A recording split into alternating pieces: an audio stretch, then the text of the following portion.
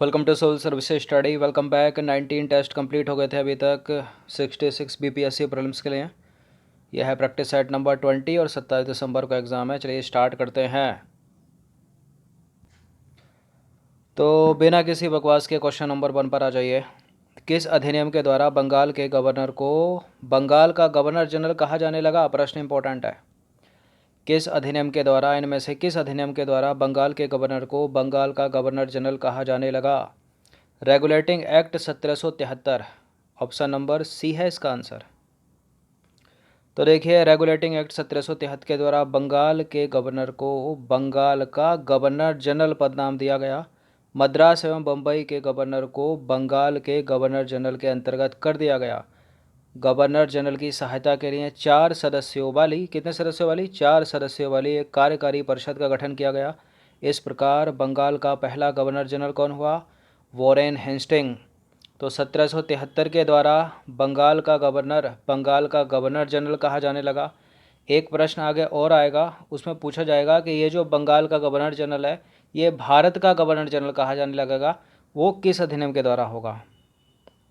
तो किस अधिनियम के द्वारा बंगाल के गवर्नर जनरल को भारत का गवर्नर जनरल बना दिया गया? बताइए। बंगाल के गवर्नर जनरल को भारत का गवर्नर जनरल बना दिया गया। चार्टर अधिनियम 1833। चार्टर अधिनियम 1833, 1833 का चार्टर एक्ट, बी है इसका आंसर। तो 1833 के चार्टर एक्ट के तहत बंगाल के गवर्नर जनरल को भारत का गवर्नर जनरल बना दिया गया। गवर्नर जनरल की सरकार भारत की सरकार एवं उसकी परिषद भारतीय परिषद कहलाई। इस प्रकार लॉर्ड विलियम बेंटिक भारत के प्रथम गवर्नर जनरल बने। तो देख सकते हो आप किस तरह से गाड़ी आगे बढ़ रही है।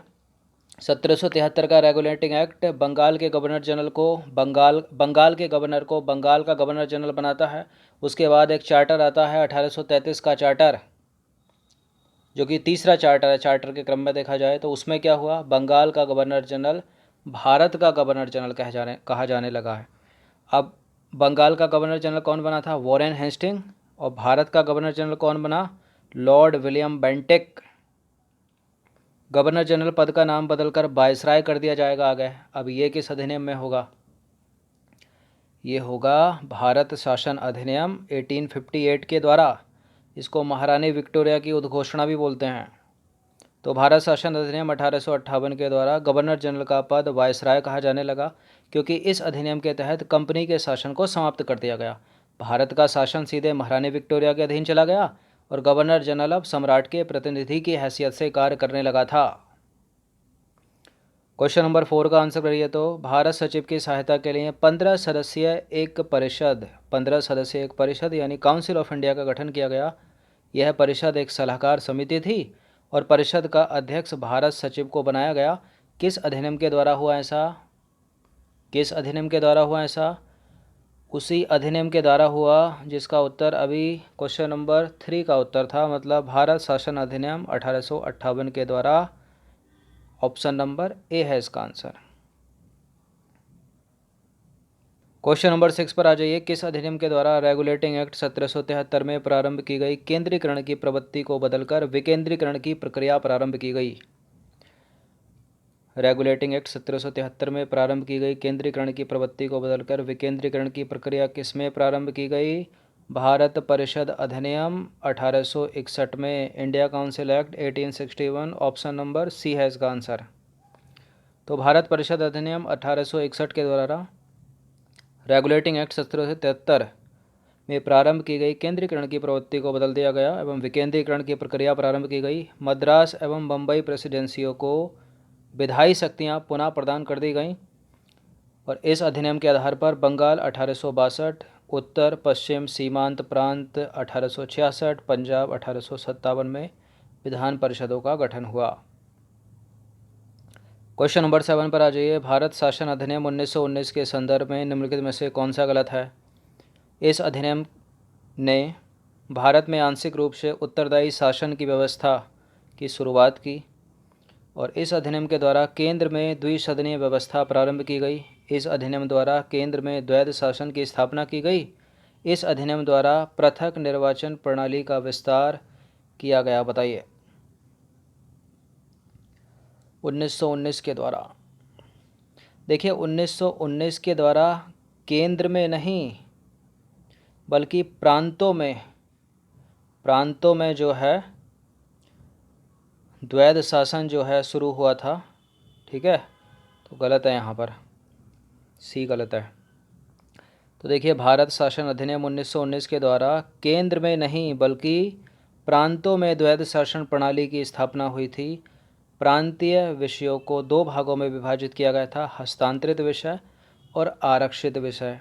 यहाँ पर कन्फ्यूज़न क्रिएट ये होता है कि केंद्र में द्वैसदनीय व्यवस्था और द्वैध शासन ये दोनों अलग अलग बातें हैं।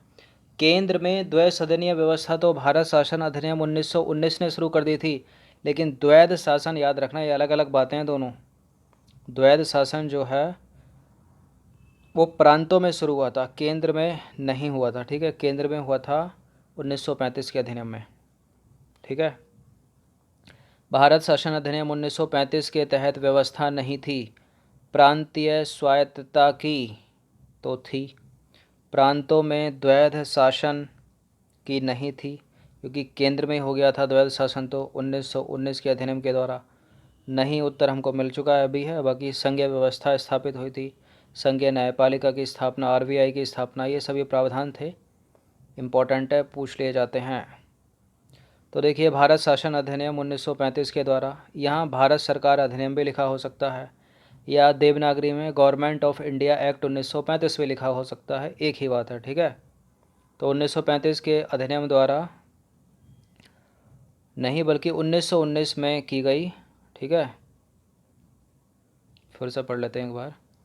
भारत शासन अधिनियम 1935 के द्वारा 1919 में लागू की गई। ठीक है, प्रांतों में द्वैध शासन व्यवस्था समाप्त करके केंद्र में द्वैध शासन स्थापना और शासन की स्थापना की गई थी। कुछ प्रिंटिंग मिस्टेक लग रहा है क्या?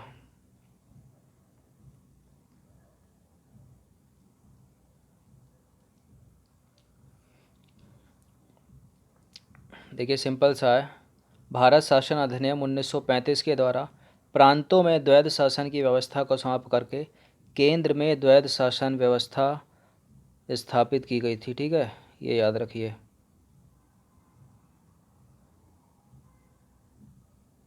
यहाँ से पढ़ते हैं, प्रांत छोड़ देते हैं ना। भारत शासन अधिनियम 1935 के द्वारा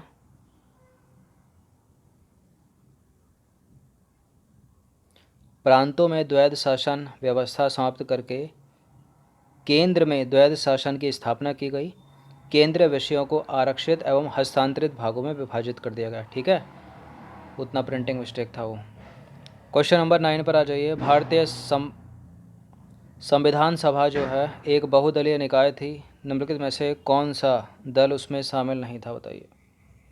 संविधान सभा एक बहुदलीय निकाय थी, निम्नलिखित में से कौन सा दल उसमें शामिल था? कौन सा दल उसमें शामिल था? तो कृषक प्रजा पार्टी भी था, कम्युनिस्ट पार्टी भी था, यूनियनिस्ट पार्टी भी था, इंडियन नेशनल कांग्रेस भी था। तो सारे के सारे तो थे, ई हो जाएगा इसका आंसर, उपरोक्त एक से अधिक।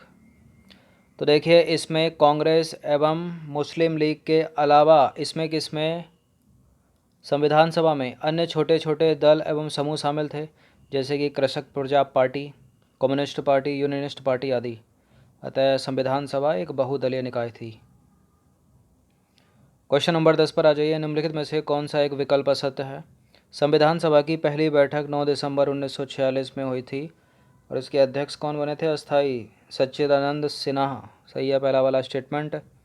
और 2 दिन बाद 11 दिसंबर 1946 को डॉक्टर राजेंद्र प्रसाद को संविधान सभा का स्थायी अध्यक्ष बनाया गया था। बहुत पूछते हैं इसको भी, करेक्ट है ये भी। संविधान सभा में उद्देश्य प्रस्ताव 13 दिसंबर 1946 को पंडित जवाहरलाल नेहरू के द्वारा प्रस्तुत किया गया था क्या? करेक्ट है ये भी। संविधान सभा में 20 महिला सदस्य एवं 28 अनुसूचित जाति के सदस्य थे। ये भी इम्पोर्टेंट है, एनसीईआरटी और इंडियन पॉलिटी लक्ष्मीकांत में साफ साफ लिखी है लाइन, 15 महिलाएं थीं, 20 नहीं थी, याद रखना। ऐसा नहीं है कि इतना डीप पूछ रहे हैं, सिंपल सी थ्योरी में लिखा है, तो ये सब पता होना चाहिए आपको कि पहली बैठक कब हुई, अस्थायी अध्यक्ष कौन था, दूसरी बैठक कब हुई, स्थायी अध्यक्ष कौन था। ठीक है, उद्देश्य प्रस्ताव कब आया, कौन लाया, महिलाएं कितनी थी, तो 15 थी, 20 नहीं थी, 15 महिलाएं, 28 अनुसूचित जाति के सदस्य।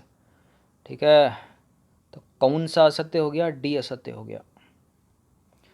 क्वेश्चन नंबर 11 पर आ जाइए। निम्नलिखित में से फिर से कोई गलत है। भारतीय संविधान बनने में 2 साल 11 महीने और 18 दिन का समय लगा।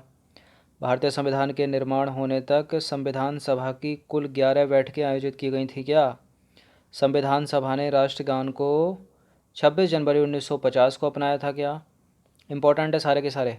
संविधान सभा निर्माण संबंधी सर्वप्रथम विचार 1934 में प्रस्तुत किया गया।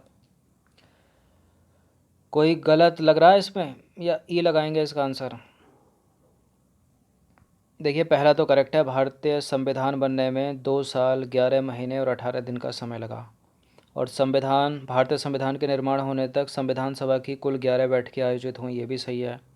संविधान सभा ने राष्ट्रगान को 24 जनवरी 1950 को अपनाया था, ना कि 26 जनवरी, गलत है वाला सी। संविधान सभा निर्माण संबंधी प्रथम विचार 1934 में प्रस्तुत किया गया था। तो देखिए, संविधान सभा द्वारा राष्ट्रगान एवं राष्ट्रगीत 24 जनवरी 1950 में अपनाया गया, न कि 26 जनवरी को। 24 जनवरी 1950 को डॉक्टर राजेंद्र प्रसाद को भारत का प्रथम राष्ट्रपति चुना गया। याद रखिएगा डेट। क्वेश्चन नंबर 12 पर आ जाइए। संविधान के प्रारूप समिति में डीपी खेतान की मृत्यु के पश्चात निम्नलिखित में से किसे सदस्य बनाया गया था? प्रश्न इम्पोर्टेंट है, मोस्ट इम्पोर्टेंट है। किसको बनाया गया था? टी कृष्णमाचारी को। ऑप्शन नंबर बी है इसका आंसर। तो देखिए, संविधान प्रारूप समिति का गठन हुआ था 29 अगस्त 1947 में, जिसमें अध्यक्ष सहित निम्नलिखित में से 7 सदस्य थे। अध्यक्ष सहित कितने थे? 7 सदस्य, यानी सदस्य हो गए 6 और एक होगा अध्यक्ष। और अध्यक्ष कौन थे? डॉक्टर भीमराव अंबेडकर। सदस्य पहला एन गोपाला स्वामी अयंगर, दूसरा अल्लादी कृष्णा स्वामी अय्यर, तीसरा डॉक्टर के एम मुंशी, सदस्य के तौर पर तीसरा है ना, टोटल में चौथा। और चौथे सैयद मोहम्मद सादुल्ला। और पाँचवें है, पहले BL मित्रा थे लेकिन उनके स्थान पर आए एन माधवराव। और DP खेतान की मृत्यु हो गई, उनके स्थान पर आए TT कृष्णमाचारी। इम्पोर्टेंट है, इन दोनों के स्थान पर कौन आया? बहुत पूछते हैं इनको। टोटल पूछते हैं कितने थे, और कौन नहीं था साथ में से ये भी पूछते हैं। अध्यक्ष कौन था ये भी पूछते हैं। तो डॉक्टर अंबेडकर अध्यक्ष थे। क्वेश्चन नंबर 13 पर आ जाइए। संविधान सभा की प्रक्रिया नियम समिति का अध्यक्ष कौन था? ये संविधान सभा में बहुत सारी समितियां थीं, दो उप समितियाँ थीं, उनका भी पूछ लेते हैं। तो संविधान सभा की प्रक्रिया नियम समिति का अध्यक्ष कौन? Doctor Rajendra Prasad. Option number D है इसका आंसर। तो देखें, ये है कुछ समितियां, ये है अध्यक्ष। जैसे संघ शक्ति समिति के पंडित जवाहरलाल नेहरू थे अध्यक्ष। संघीय संविधान समिति के भी पंडित जवाहरलाल नेहरू थे। प्रांतीय संविधान समिति के सरदार पटेल थे। संचालन समिति के डॉक्टर राजेंद्र प्रसाद। प्रक्रिया नियम समिति के भी डॉक्टर राजेंद्र प्रसाद। देशी रियासतों से वार्ता करने के लिए एक समिति बनाई थी, उसके भी डॉक्टर राजेंद्र प्रसाद। मौलिक अधिकारों की एक उप समिति बनाई थी, उसके JB कृपलानी। क्वेश्चन नंबर 14 पर आ जाइए। निम्नलिखित में से कोई एक विकल्प असत्य है इसमें। लिखित संविधान का प्रारंभ अमेरिका से हुआ है। अमेरिका का संविधान विश्व का सबसे छोटा लिखित संविधान है। अमेरिका के मूल संविधान में केवल 7 अनुच्छेद हैं। भारत का संविधान विश्व का सबसे बड़ा लिखित संविधान है। भारत के मूल संविधान में 395 अनुच्छेद हैं, 24 भाग हैं और 12 अनुसूचियां हैं। सोच समझकर उत्तर देना। थोड़ा हिंट दे देते हैं, पहला और दूसरा सही है विकल्प। अब बताइए तीसरा, मतलब सी सही है या गलत है? सी भी करेक्ट ही है। अमेरिका के मूल संविधान में केवल 7 अनुच्छेद हैं, ये डी गलत है अपना। भारत का संविधान विश्व का सबसे बड़ा लिखित संविधान है, इतना तो करेक्ट है। लेकिन ये सेकंड वाली जो लाइन जोड़ रही है ना, भारत के मूल संविधान में 395 अनुच्छेद थे, ये भी सही है। भाग 24 नहीं थे, 22 भाग थे। और अनुसूचियाँ जो थी ना मूल संविधान में 8 थीं, 8, वर्तमान में 12 हैं। ठीक है, तो ये गलत है। अंतिम प्रश्न है, निम्नलिखित में से कौन सा सही सुमेलित नहीं है? समवर्ती सूची ऑस्ट्रेलिया के संविधान से ली गई है क्या? संघात्मक व्यवस्था ब्रिटेन के संविधान से ली गई है क्या? आपातकालीन उपबंध जर्मनी के संविधान से लिए गए हैं क्या? मूल कर्तव्य यानी फंडामेंटल ड्यूटीज़ सोवियत संघ रूस के संविधान से लिए गए हैं क्या? या तो सारे सही हैं, या फिर कोई एक सही होगा, एक से अधिक सही होगा, या केवल एक ही गलत है कोई, या कुछ भी नहीं है। तो डी ई लगाइए इसका, ई नहीं लगाएंगे कि इनमें से एक गलत है। देखिए, मूल कर्तव्य तो सोवियत संघ, उस समय का सोवियत संघ वर्तमान के रूस के संविधान से लिए गए हैं। आपातकालीन उपबंध जर्मनी के संविधान से लिए गए हैं, सही है। संघात्मक व्यवस्था ब्रिटेन के संविधान से नहीं ली गई, कनाडा के संविधान से ली गई है। ब्रिटेन से तो संसदीय प्रणाली की सरकार ली गई है, बाकी संप्रति सूची ऑस्ट्रेलिया के संविधान से। तो देखिए, संघात्मक व्यवस्था जो है कनाडा के संविधान से सशक्त केंद्र के साथ क्या क्या लिया है हमने? संघीय व्यवस्था ली है या संघात्मक व्यवस्था ली है, अपशिष्ट शक्तियाँ ली हैं, केंद्र द्वारा राज्यपाल की नियुक्ति के प्रावधानों को अपनाया गया है। केंद्र द्वारा राज्यपाल की नियुक्ति, अपशिष्ट शक्तियाँ, संघीय शक्तियाँ, ये कहाँ से ली हैं हमने? कनाडा के संविधान से, न कि ब्रिटेन के संविधान से। ब्रिटेन के संविधान से ली है संसदीय शासन की सरकार। तो 15 प्रश्न थे ये इंडियन पॉलिटी के, भारतीय राज व्यवस्था के। अच्छे से इनकी प्रैक्टिस कर लेना। इस बिहार पीसीएस की टेस्ट सीरीज़ की प्लेलिस्ट का लिंक आपको डिस्क्रिप्शन बॉक्स से मिल जाएगा। वहाँ पर टेस्ट नंबर 1 से लेकर अब 20 हो गए ना, 20 तक पहुँच सकते हो। अभी 27 दिसंबर को एग्ज़ाम है, लगभग 40 या 37 36 दिन शेष हैं। ज़्यादा से ज़्यादा टेस्ट की प्रैक्टिस करेंगे। Thank you.